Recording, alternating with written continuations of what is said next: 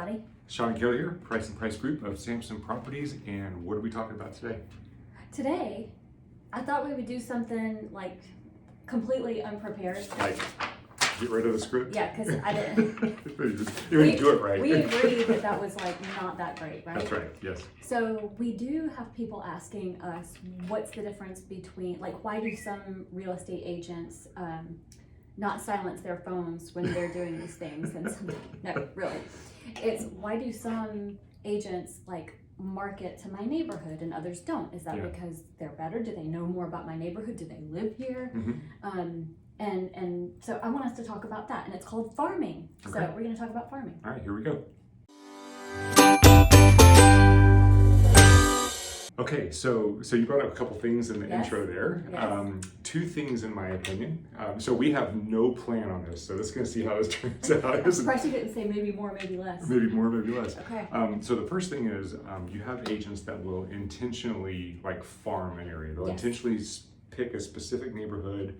Yes. And they will just intentionally target that market with all their marketing. Yes, and it's called farming, right? Called farming. They, aren't there like books, like real estate books and everything on how to farm a neighborhood? That's exactly it. Yeah. And then there's another type of agent, which I met one of these agents in an interview. He was one of our mentees. Okay. And he became an agent because he lived in a neighborhood where he saw an agent that farmed all the time. And he was like, you know what? I've been living here for 20 years. I think I can become an agent and I could just dominate this market. That's all I want to do, just this neighborhood. I don't want to go out and sell in other neighborhoods. So there are the agents that are actively farming as a part of their market plan. Okay. And there are those that just live in a neighborhood and that's the only place they want to sell. We've come across both of those. Yeah, and then there are those that are like us, that our neighbors are our friends. We don't want them to worry about us selling them, so we will not work in our neighborhood. We'd be like, it's your friendly Avon lady. Avon calling. Yeah. So we live in a neighborhood. How many houses do we have in our neighborhood? We have 19 in our HOA, but then I think there are 30 something in the extended. Yeah. So and we don't work our neighborhood for that reason. Because, I mean, not that we wouldn't. We would, but I don't know. When they're friends, it's like. Yeah, we don't want to. I don't want to make money off of you, you know. Yeah. Okay. Now they're all going to come in and ask us, "Will you sell our house?" Yeah, okay. So get it for free. They'd be like, "Okay." They're going to quote you. You know what? If it's the one giving me vodka and herring, yes. Okay. All right. So what is the difference? So what is farming? How would you explain farming? I would say that you're sowing seed, which is you're doing, what do they call them, pop buys? Pop buys, yeah. And bringing like cutesy little like the teacher gift things, and also mailing. Which I like mailing. I like sending okay, anyway, that's fun. So you're sowing the seed in order to, as the season for the homeowners comes, then they reap the harvest of the seed they have sown. That's how I think of farming. Yes. So you are 100% correct. So the way that we are taught to establish a farming neighborhood is you pick a neighborhood and you look at it and see how much turnover that neighborhood has to see if it's worth putting, because it's very expensive to farm a neighborhood. True. So you figure out how much money or how many times the houses turn over. Is it worth it to farm that neighborhood and become that quote unquote specialist? And you do that by, an agent does that by looking in the multiple listing service and gathering all the stats. History of transactions. Okay, and then they figure out what's worth their money. Yep. Right? Okay. And the possibility is that the agent could farm the neighborhood and live there. That happens as well. Yeah. So makes sense. I mean, a lot of people do that. Yeah. So do you feel like an agent that chooses to farm a specific neighborhood is at an advantage when they go to sell a house in that neighborhood versus another agent? Now we're talking agents with comparable experience. We're not talking somebody who doesn't do a lot of work versus somebody who does. But agent to agent, similar transaction history. Does a neighborhood specialist have an advantage over a non-specialist? Not without disadvantages. I feel like there are pros and cons to it. Yeah, I agree. I feel probably equal. I feel, honestly, a little bit, they're a little bit disadvantaged. Yeah, disadvantaged. Only because if you specialize in a given neighborhood, and that's where you're used to if you may know that neighborhood and know the ins and outs of what street to go down when school's letting out and stuff like that because of traffic. Right. But as far as like attracting buyers from a larger area and being able to communicate to those buyers with that fresh perspective of what they see. I feel Because like there's a fresh is disadvantage. so different than having lived there for a long time. And Tatiana called, so we need to pause this because Tatiana gets my attention. One Okay, moment, please. go ahead. Pause. And no Mortgage Minute this week. Aw, it's okay. Okay, so so Tatiana. yeah, But, absolutely. all right. So where were we? So being able to like have a network of people from a larger area, because people moving into a specific neighborhood, they come from all over. But wait, you had hit on something about the fresh perspective Yes. versus the lived-in perspective, which can be very different. Oh, And it reminded me of something you got an that I analogy? wanted to say. Okay, Oh, shoot. I got a good I analogy. think I forgot. Okay, you Okay, do your analogy. Maybe. So I live in these white tennis shoes. I love my white tennis shoes. I feel like every time I look at them against my dark pants, they're bright and fresh. Mm-hmm. I walk into a shoe store and I sit down, and the shoe salesman walks up to me and he sees those white tennis shoes. Especially when they go to like take it off for you and do everything. And then I'm like, oh, my perspective just changed and now it's fresh, and these tennis shoes are not that white. So that's true. That's one thing, doesn't really work. But if you think about, like, when I walk into a listing appointment, I will ask the buyer or ask the seller to allow me to kind of walk around the house so that I can look at it from a buyer's perspective, because that buyer is going to walk in and see different things than what the seller sees. They're looking specifically for certain items, and that fresh perspective can fit into a neighborhood, it can fit into an area, it can fit into all different.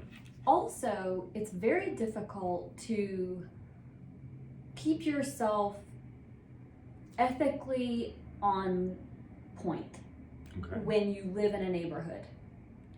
Clarify. I think that there are things that we would say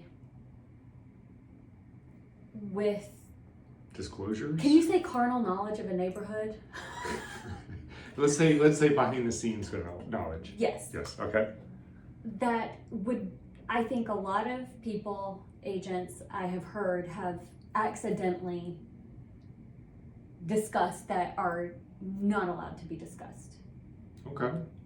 And they talk about their neighbors. Like demographics and protected classes. If things come out when you're casually speaking, oh my gosh, my neighbor's over here, blah, blah, blah. And then they sneak in a question, oh, do they, and you're like, oh yeah, they're amazing. That's a really, really good point. You give that up. Yeah. I mean, they could even as simple as saying all the kids playing in the street. Now you've got familial status that's out there. That's a very good point. He's military, so you feel really, really safe. Yeah, this couple over here, now there's Also schools. Oh, my kids just love the schools. We're not even supposed to talk about the school zones. We're supposed to say, please go to greatschools.org. Yeah. We're not allowed to talk about that. So I think that can be an issue.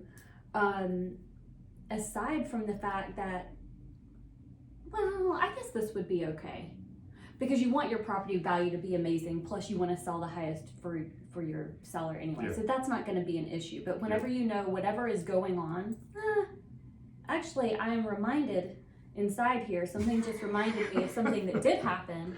Yeah. Where an agent did not want to present a lowball offer to their neighbor seller because of what it might do. They knew their situation because of that huge familiarity.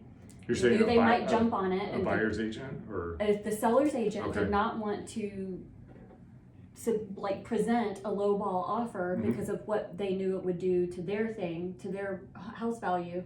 Okay. And they were afraid that because of the knowledge of their situation, they might actually take it. Now, they didn't not do it. They did the right thing. But I just feel like it does present some conflicts of interest. Yes. Potentially. Yeah. 100. Yeah. Yep. But that's if you live there. That's if they live there. Yeah. So and also, when, let's say that you're a seller that wants to sell or sell and then move, and you want to have the same agent help you in both aspects.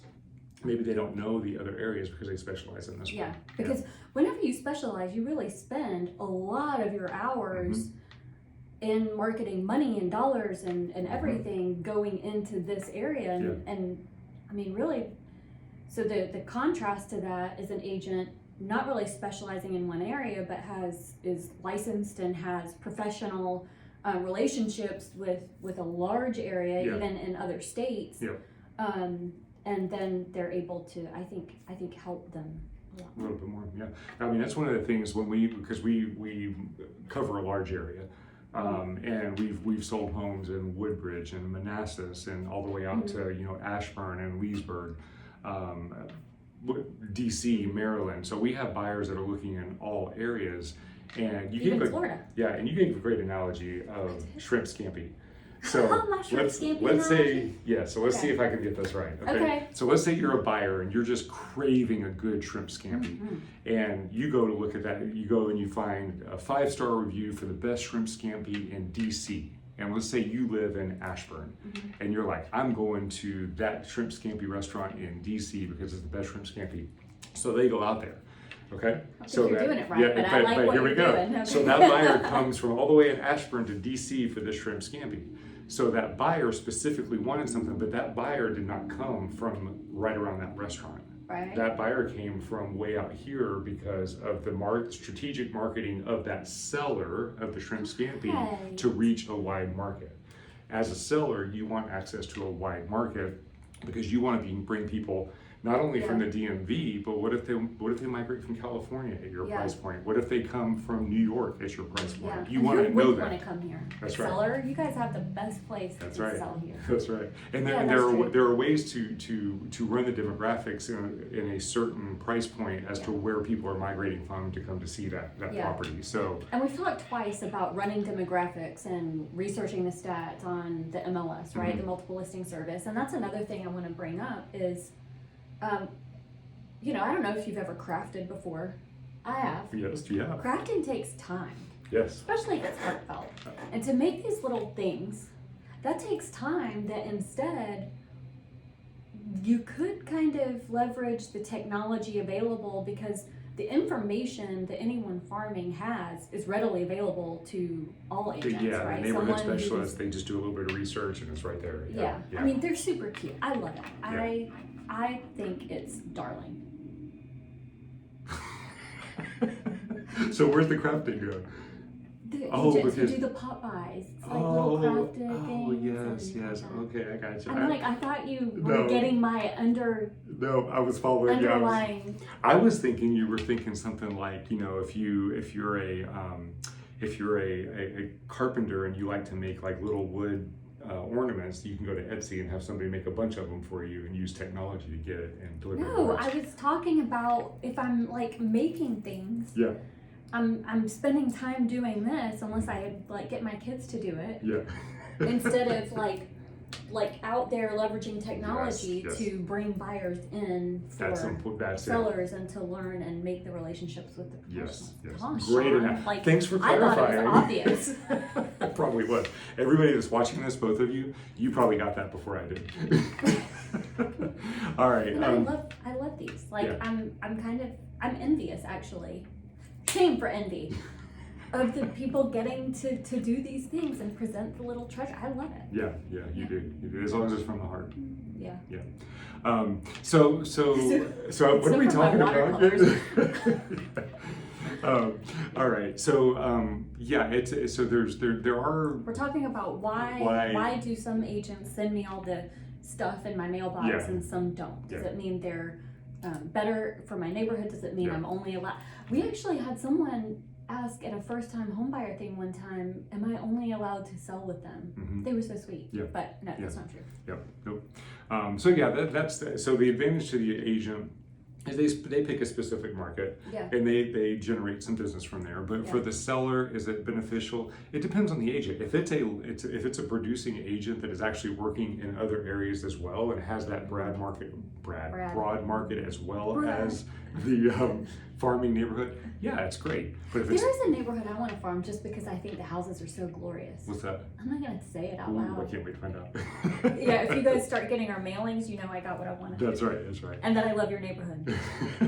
So anyway, if you have any questions, I know this is kind of all over the place, but so are we. That's right. Which is what you learn in an agent. Versus somebody who's focused. We're focused also. I mean, we're kind of like the best of both worlds. All right. If you have any questions, please let us know. I know we're not going to have Tatiana today to balance out our weird. I know, it's going to be great. Oh, we get to go into the market, the snapshot. I'll get my glasses. Okay, here we go.